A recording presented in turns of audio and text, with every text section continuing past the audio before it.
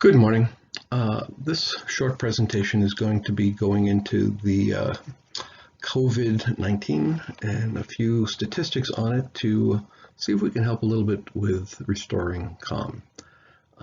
Then after that, we'll go into another couple of minutes just talking about how you can reinforce your immune system if you still have concerns after that. This presentation is being put together by Yoga Analysis as part of our Yoga Physiology series. So first, let's start with some statistics. Now I'm going to use statistics from South Korea for this. They're particularly good because not only do they have the second largest number of cases after China, they have the second largest prevalence of cases after Italy. By prevalence, we're talking about the number of people who got the infection per population. So they have a good number of cases. And the most important reason why I'm going to use South Korea is they have by far the highest rate of testing. They've got 10 times the second highest testing country, which would be, I believe, Italy. So they've got the best data to date. One other factor that makes them a particularly good country to use for getting statistics is they have one of the longest timelines. They got some of their first cases not too far after China did. So we've already seen South Korea go from a very slow introduction, exponential raise in number of cases, and they've already slowed down dramatically, and they may actually start going down any day now. So they're a good country to use. So one of the things to look at in the statistics is the positive test rate. So this is the number of people who go for the test, get the test, and then come back and say, yes, you have COVID-19. And that currently in South Korea is 4.3%. Now, those percentages are going to go up as more people get tested and more people are found who are positive but had very few symptoms or very light symptoms. They weren't concerned about it. They didn't go get tested. They didn't go to the hospital. A lot of people are getting this and have either no symptoms at all or very light symptoms, so they don't get tested. So as that testing continues and you look at a broader sample of the population, this will be higher. And this is pretty typical for something that's fast breaking. Right now, the numbers are looking relatively low because there aren't that many tests available. And that's one of the reasons why we're using South Korea. Now, and the reason why that's important is then when we look at the mortality rate, it's heavily dependent on how many tests you run and what the positive rate is. The mortality rate in South Korea is currently 0.6% of those who get infected. That's how many then end up dying. As the positive test rate goes up and the number of tests goes up, the mortality rate is going to probably go down and maybe significantly go down. So the current estimate, very, very conservative, is looking at the death rate dropping to 0.3%.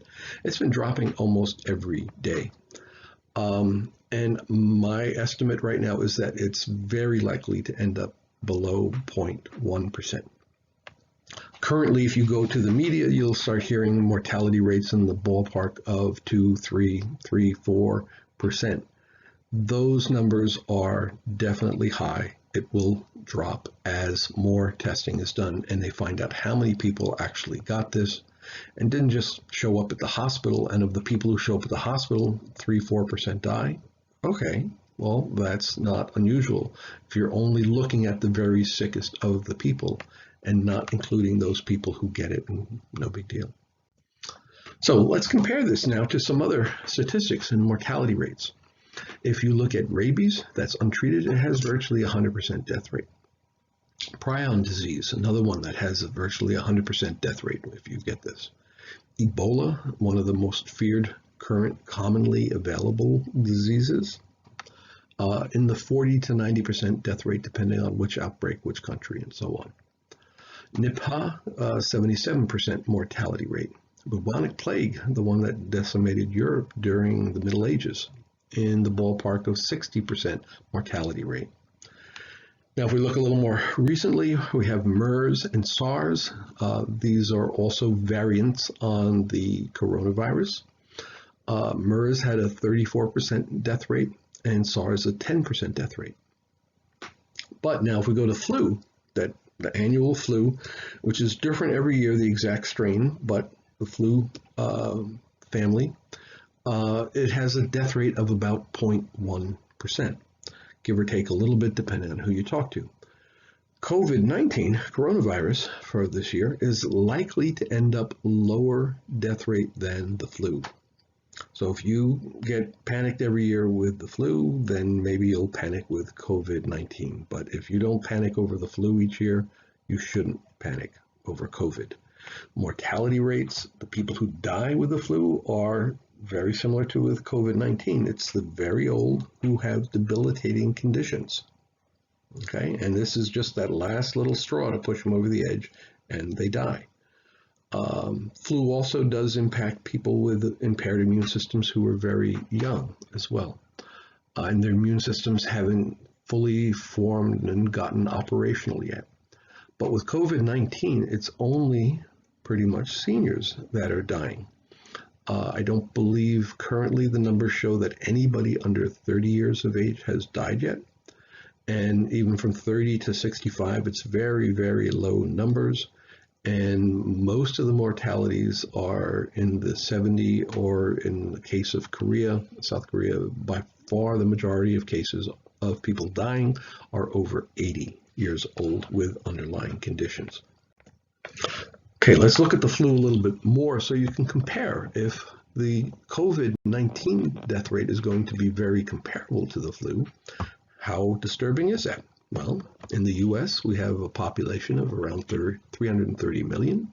The annual flu infection rate is about 10% of the population gets the flu each year, about 32, 33 million or so. And out of those 32 million or so who get the flu each year, 0.1% of them end up dying.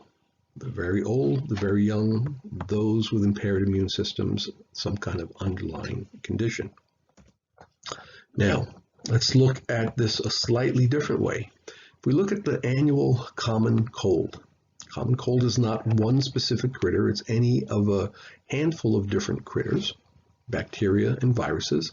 About 80% of the time, the common cold is a viral critter, and 20% of the time it's a bacterial critter.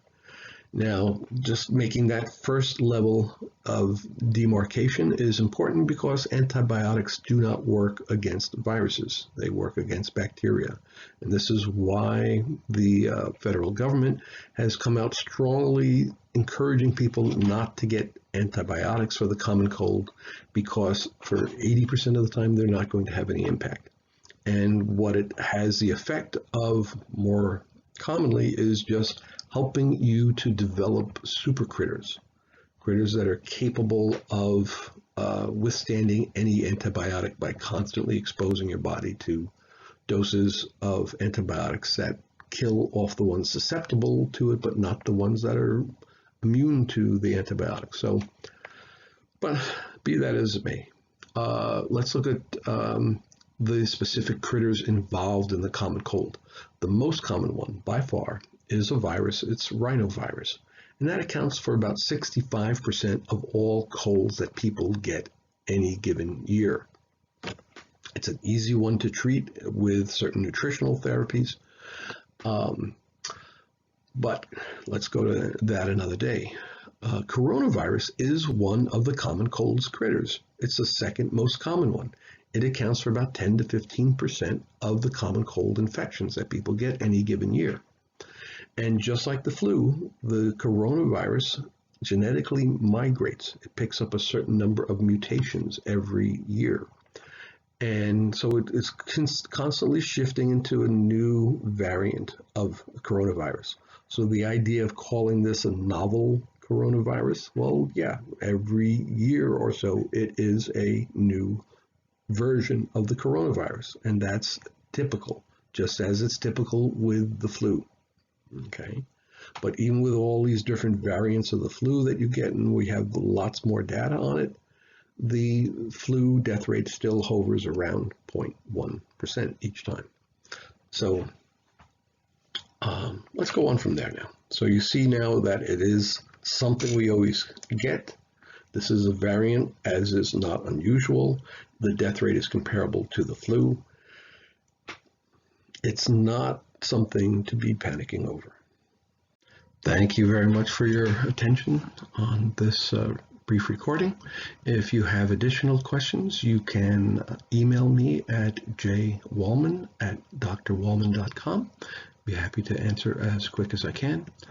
And have a wonderful day and stay calm. Thank you.